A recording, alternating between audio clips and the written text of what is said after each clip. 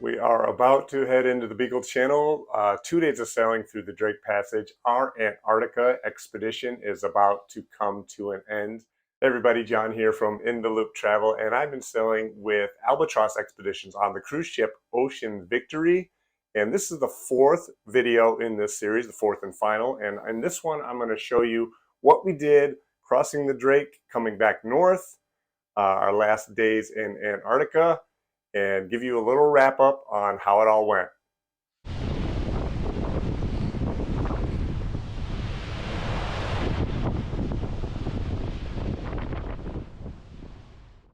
Now you can see the conditions out there are really smooth.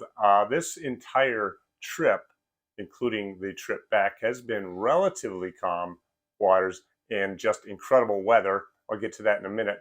But the voyage back did have probably the roughest seas of the whole trip on the first day. We got to about 15 feet with some waves, but that is generally pretty low waves for the Drake Passage.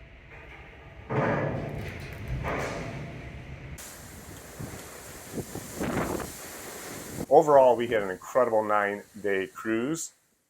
And the best part of the whole trip was the weather when we were actually down in the peninsula in Antarctica. And we had 4.5 straight days of like blue skies, sunshine, no rain, and just incredible conditions. Even the guides commented that this was their best trip of the season, and for many of them is the best weather they've seen on any trip in Antarctica.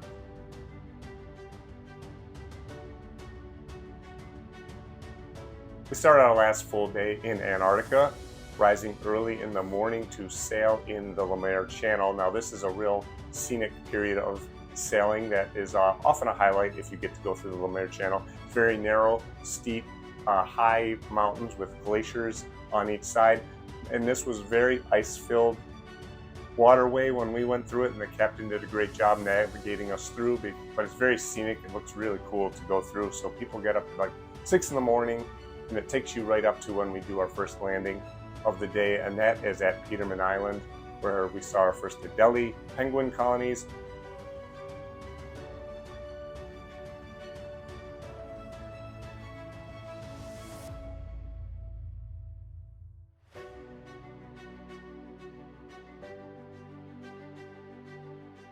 And later in the day, we sailed on to the Yalur Islands,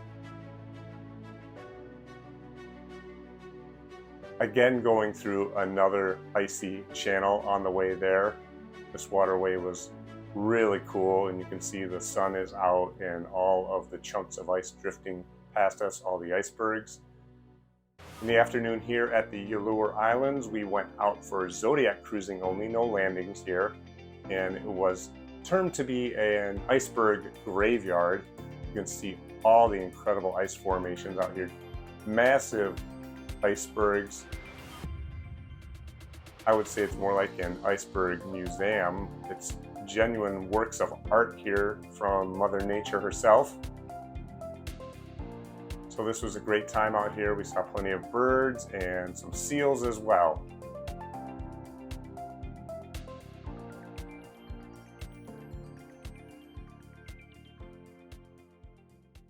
After we loaded up from our Zodiac cruising, that was it. That was our last stop, and we were about to head north.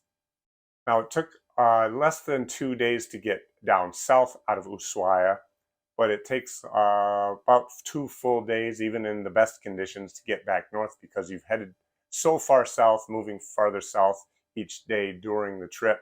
And when we had reached Petermann Island, it was the farthest south that this ship had been all season. Now the 2 days sailing back toward Ushuaia, where we almost are, will be there first thing in the morning for our disembarkation. Those 2 days give me a chance to sort of recap in my mind some things that I wanted to tell you, go over. This was probably the most diverse group of passengers that I've ever traveled with. There was 27 nationalities represented on board from all over the world. 166 passengers of the 184 that they can get on, so it was quite a full cruise. Now, the expedition team itself from Albatros is an excellent team, quite knowledgeable, very passionate about the environment, Antarctica, conservation, really know their stuff about all the animals and a lot of the geology here in this region. They gave enrichment talks every day. There was something presented. We had a marine biologist talking about whales and the seals of the area. We had historians who would give talks about some of the epic adventures and expeditions that have gone on down in this region, talking about Shackleton and Roald Amundsen and the like.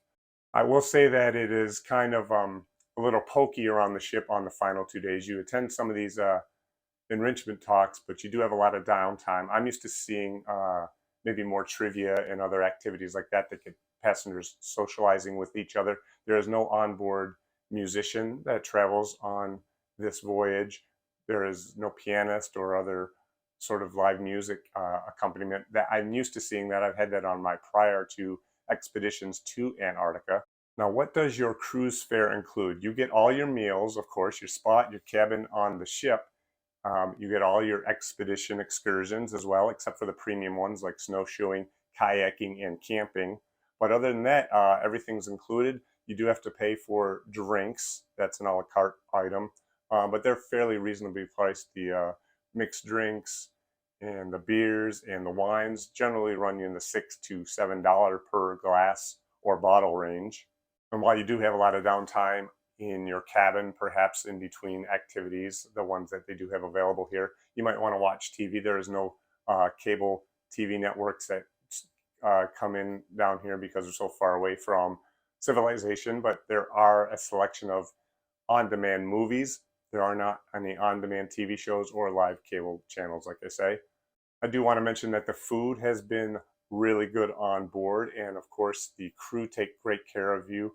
Your in-cabin crew, your bartenders, your wait staff from the hotel operations and food and beverage side, top notch all the way. You do want to make sure you bring your swim trunks because you'll do the polar plunge when you're on board. Perhaps you want to do that, but they do also have 2 nice hot tubs that get really hot up on the top deck, so that is quite a great experience, very relaxing, very scenic to be sitting and relaxing, taking a soak while you're surrounded by all those snow-peaked mountains here in Antarctica. And of course, you want to pack a lot more than your swim trunks. I do have a separate packing video that was in an earlier video in this series. I'm going to put a link to that one and all of the videos in this series about Antarctica in the description box below. You're going to find those videos as well as a cabin tour, a ship tour, and other trips that I've taken to Antarctica with other lines in the past. Hope these videos have helped you find out exactly what an Antarctic expedition cruise can be like. Check them all out and hit the thumbs up if you can. That really helps out the channel. Consider subscribing so you don't miss any of our content. See you in the next adventure.